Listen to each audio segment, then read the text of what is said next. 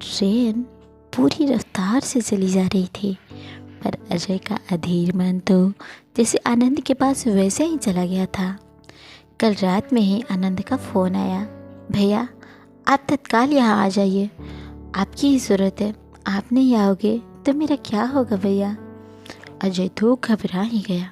क्या बात है बेटा, तुमको कोनो बड़ी परेशानी आएगी क्या? लेकिन तब तक तो आनंद ने मोबाइल ऑफ कर दिया था और कितने ही बार लगाने पर भी बात नहीं हो पाई। भगवान से मंगल कामना करते हुए ही पूरी रात जैसे तैसे कटी। रिजर्वेशन आनंद ने ही करवा दिया था।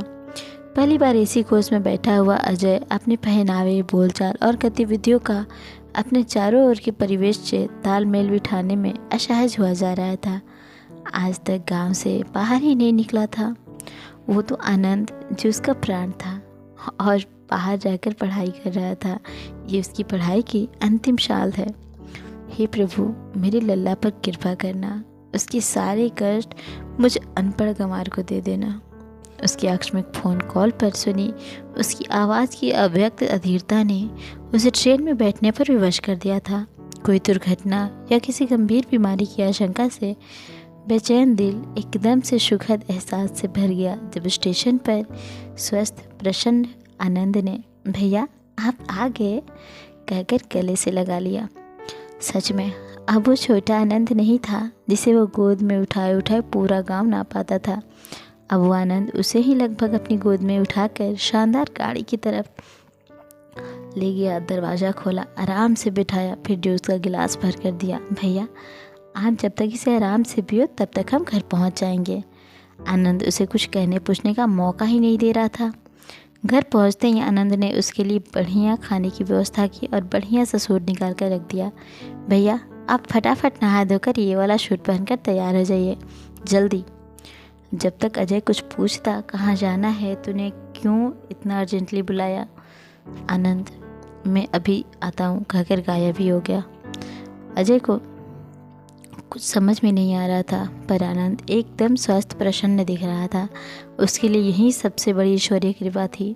थोड़ी ही देर में एक ड्राइवर उसे फिर से गाड़ी में बिठाकर एक आलीशान होटल में ले गया और बहुत सम्मान सहित एक भव्य सजे धजे हॉल में ले गया और एकदम सामने सोफे पर बिठा दिया।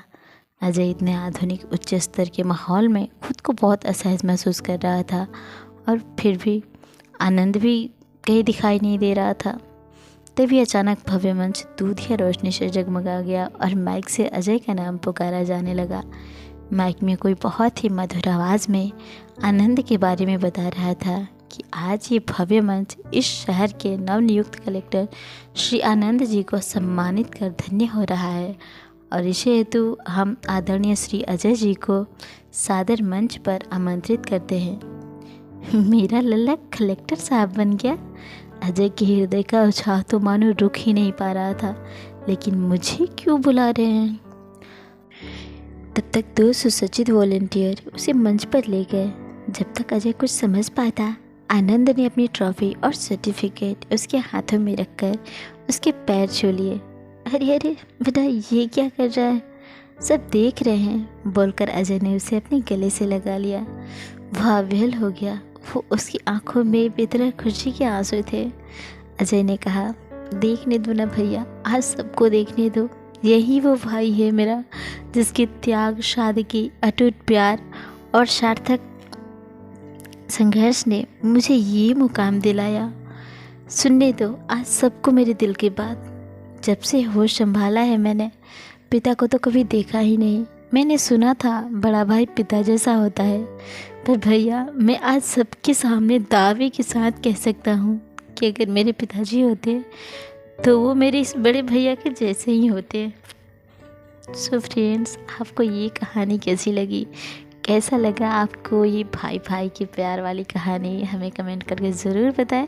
मिलते हैं ऐसे किसी दूसरी कहानी में। तब तक के लिए नमस्कार, प्रणाम। अपना ख्याल रखें, अपनों का ख्याल रखें। Bye bye.